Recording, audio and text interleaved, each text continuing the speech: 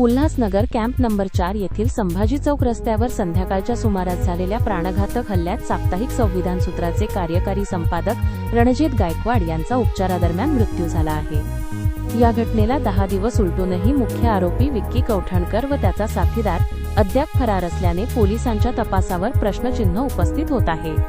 संध्याकाळच्या सुमारास रणजित गायकवाड यांच्यावर धारदार शस्त्राने प्राणघातक हल्ला करण्यात आला होता। या हल्ल्यात त्यांच्या डोक्याला गंभीर दुखापत झाल्याने त्यांची प्रकृती अत्यंत चिंताजनक बनली होती। उपचारासाठी त्यांना मुंबईतील जे रुग्णालयात दाखल करण्यात आले होते। मात्र आज पहाटे 4च्या सुमारास उपचार सुरू असतानाच त्यांचे निधन झाले।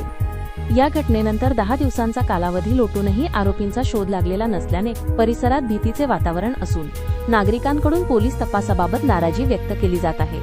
आरोपींना अटक करण्यात होत असलेल्या विलंबामुळे पोलीस यंत्रणेच्या कार्यक्षमतेवर प्रश्न उपस्थित केले जात आहेत। रणजित गायकवाड यांच्या निधनानंतर वीर तानाजी नगर परिसरात शोककळा पसरली असून आरोपींना तात्काळ अटक करून कठोर कारवाई करण्यात यावी अशी मागणी नागरिकांकडून केली जात आहे।